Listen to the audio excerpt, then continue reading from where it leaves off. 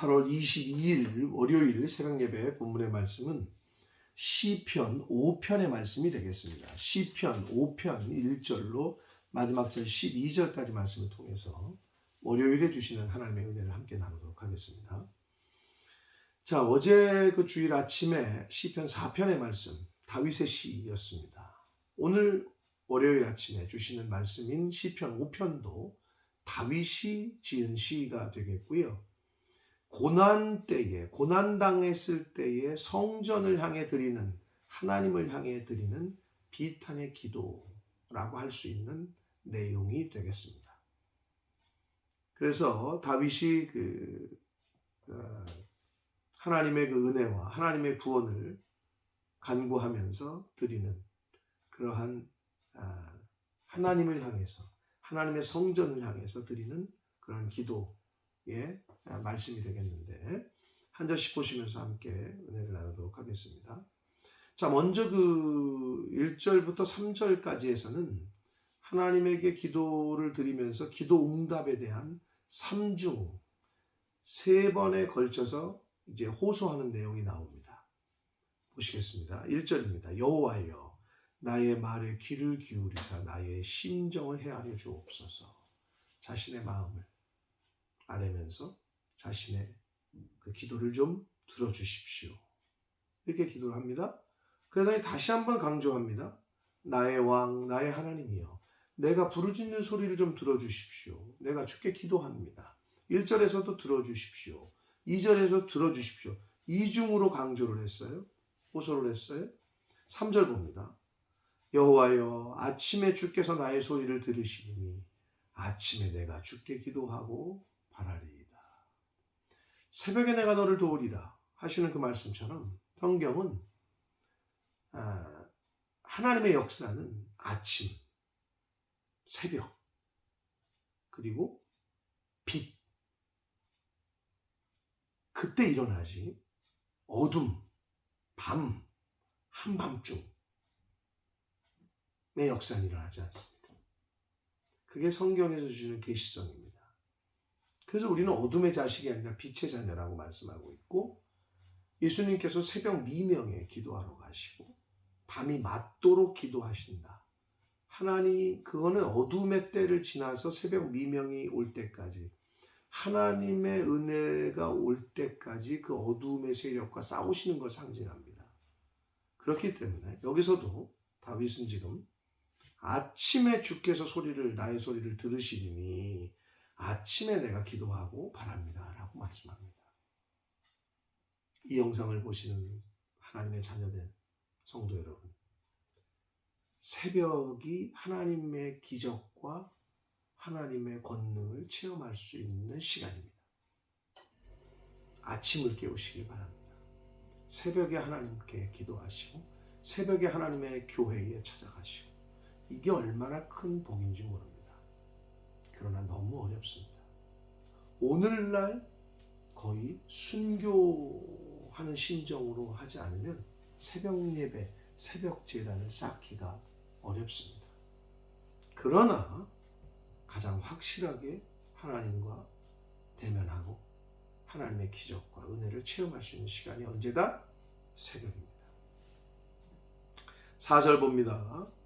주는 죄악을 기뻐하시는 신이 아니시니 악이 주와 함께 머물지 못하며. 4절부터 6절까지 4, 5, 6절은 악을 미워하시는 하나님의 의로우신 성품을 찬양하는데, 죄악을 기뻐하는 신이 아니시죠. 하나님은 악과 죄와 함께 하실 수 있는 분이 아니에요.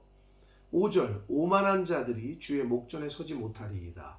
주는 모든 행악자를 미워하신다. 오만하고 거만하고 교만한 사람 하나님 미워하시죠. 하나님과 함께 할 수 없습니다. 6절, 거짓말하는 자들을 멸망시키리이다. 하나님은 진리의 하나님입니다. 정직, 진실, 거짓의 아비는 요한복음에 보면 마귀 사탄이라고 했어요. 그러니까 거짓은 하나님과 함께 거할 수가 없어요. 거짓말하는 자들은 하나님이 멸망시키십니다. 여호와께서는 피 흘리기를 즐기는 자와 속이는 자를 싫어하신다라고 말씀합니다. 다른 사람을 이웃을 사랑하는 것이 아니라 이웃을 피를 흘린다. 이웃을 해코지를 하고 어렵게 하고 또는 심지어 죽인다. 이건 하나님이 좋아하실 수가 없죠. 거짓말하는 자 하나님. 거짓의 아비는 마귀인데 그러니까 당연히 하나님이 좋아하실 수가 없죠. 그래서 7절부터 10절까지에서는 하나님의 공의, 정직, 공의에 근거한 원수에 대한 심판을 하나님 좀 내려주십시오 하고 간청을 합니다. 7절 오직 나는 주의 풍성한 사랑을 힘입어 주의 집에 들어가 주를 경외함으로 성전을 향하여 예배하겠습니다. 여기서 보시면 7절이 중요한 걸 우리가 교훈받을 수 있는데 하나님의 집에 즉 교회에 들어가서 하나님을 경외함으로 성전에서 예배할 수 있는 것은 아무나 할 수 있는 게 아니라 풍성한 사랑을 힘입은 사람만 할 수 있는 거예요. 즉 저와 여러분이 교회 가서 예배 드리는 거 내가 드리는 것 같지만 뭐 내가 내 발로 교회 찾아가서 하나님 만나주는 것 같고 교회에 내가 가주는 것 같고 착각이세요. 천만의 말씀입니다. 하나님이 은혜 주셔서 이끌고 계신 거예요. 하나님이 은혜 주시기 때문에 그럴 수 있는 거예요. 이거를 늘 명심하시고 감사하는 저와 여러분 되시기를 축복합니다. 8절 봅니다. 여호와여 나의 원수들로 말미암아 주의 의로 나를 인도하시고 주의 길로 내 목전에 곧게 하소서 라고 고백합니다. 자, 근데 여기서 재미난 게 또 있어요. 주의 의로 나를 인도하시고 주의 길을 내 목전에 곧게 해주십시오. 근데 누구로 인해서? 누구로 말미암아? 나의 원수들로 말미암아. 여러분 혹시 원수라고 여겨지는 사람이 있습니까? 또는 신앙생활 하는데 너무 어렵게 하는 분이 있습니까? 교회에서 너무 힘들게 하는 사람이 있습니까? 하나님 앞에 감사하십시오. 왜? 그 사람 때문에 그 사람을 통해서 하나님께서는 그 사람, 그 원수를 통해서 하나님의 사람, 하나님의 백성을 바른 길로 인도해 주고 싶으신 거예요. 즉 다시 말해서 성도를 바른 길로 인도하시기 위한 하나님의 도구로 쓰고 계신 거예요. 하나님이 바로를 사용하셨던 것처럼 출애굽 당시 바로의 마음을 강팍하게 하사 도구야. 이스라엘 백성들을 출애굽시키시는. 나를 힘들게 하는 어떤 원수가 있어요? 어려워요? 또는 그게 사람이 아니라 고난, 역경, 환경이에요? 그 환경이, 그 사람이 나를 하나님의 사람으로 또는 하나님이 원하시는 길로 인도해 주시는 도구로 사용되고 있는 거예요. 그러니 얼마나 감사해요. 사랑하는 성도 여러분, 원수까지도 축복하라 하시잖아요. 축복하셔야죠. 하나님의 도구인데 왜? 나를 만들어 가시고 나를 세워주시기 위한 하나님의 도구인데 당연히 축복해야죠. 근데 그게 그런 생각, 그런 믿음의 눈으로 보지 않으면 그러기가 너무 어렵습니다. 근데 오늘 분명히 말씀해 주시래요. 나의 원수들로 말미암아 주의 의로 나를 인도하시고 주의 길을 내 목전에서 곧게 해주십시오 라고 우리에게 교훈해 주시고 있습니다. 9절 봅니다. 그들의 입에 신실함이 없고 그들의 심중에 심이 악하며 그들의 목구멍은 열린 무덤 같고 그들의 혀로는 아첨합니다. 이게 악한 사람의 특징이에요. 신실함이 없고 악하고 무덤, 즉 사망만 있고 혀로 말은 그냥 아첨만 하고 도저히 하나님이 원하시는 열매들이 없어요. 여러분 열매를 보면 알아요. 믿음인지 믿음이 아닌지, 하나님의 사람인지 아닌지, 양인지 염소인지, 알곡인지 쭉정인지 열매를 보면 합니다. 10절 봅니다. 하나님이여 그들을 정죄하사 자기 육계에 빠지게 하시고 그 많은 허물로 말미암아 그들을 쫓아내소서. 그들이 주를 배역함입니다. 하나님의 말씀에 순종하지 않고 오히려 말씀을 대적하고 교회를 대적하고 주의 종을 대적한 사람들, 하나님 그들을 죄가 있다라고 정죄해 주십시오. 정죄하실 수 있는 분은 하나님 한 분이십니다. 하나님이 하시기 전에 여러분이 하시면 어떻게 돼요? 큰일 납니다. 그 사람 때문에 내가 손해를 봅니다.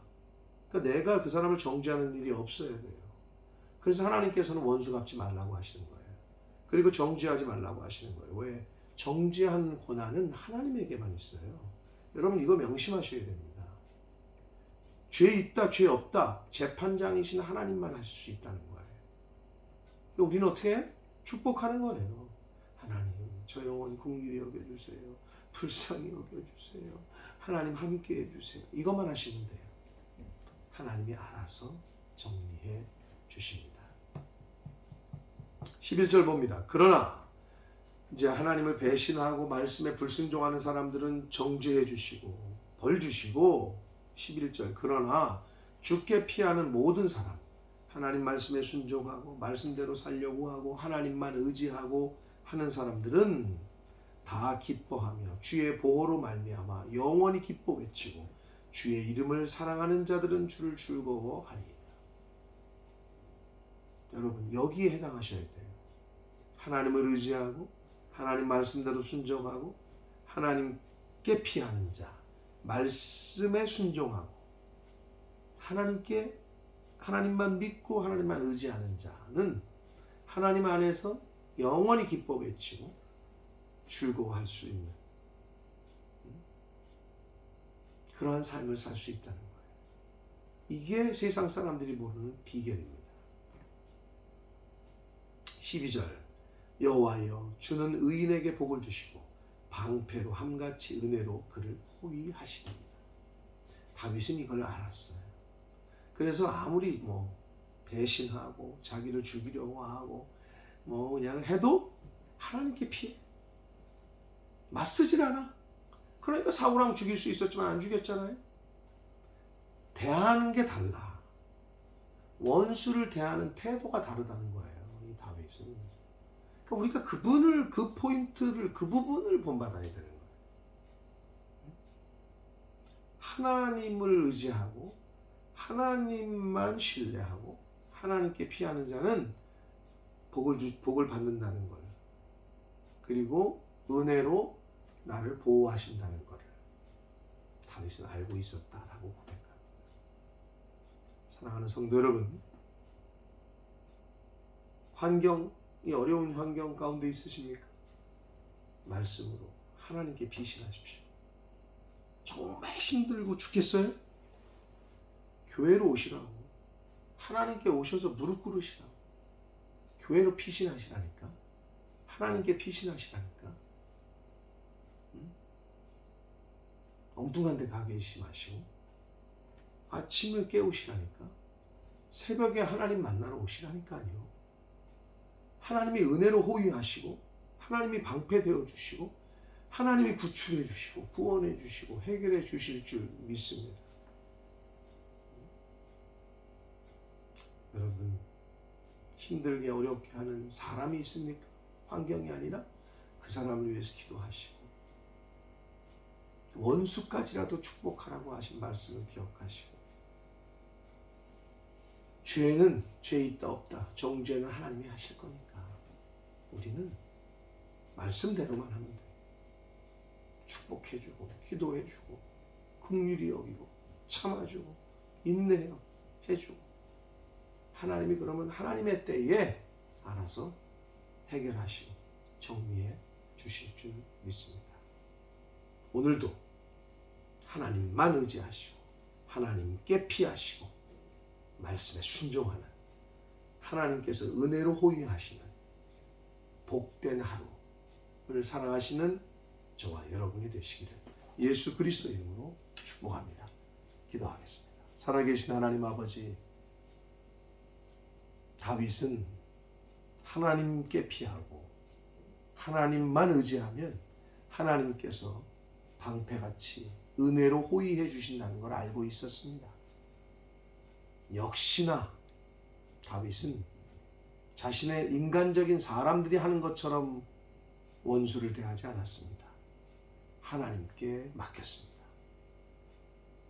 아버지 하나님, 저도 또 이 영상을 보는 모든, 말씀을 듣는 모든 하나님의 자녀들 모두가 다윗처럼 하나님만 의지하고 하나님께 피하고 말씀에 순종하여 하나님이 은혜로 호위해 주시고 하나님께서 하나님의 때에 환경과 원수까지도 해결하시고 정리해 주시고 함께해 주실 줄 믿사오니 다윗처럼 그러한 믿음으로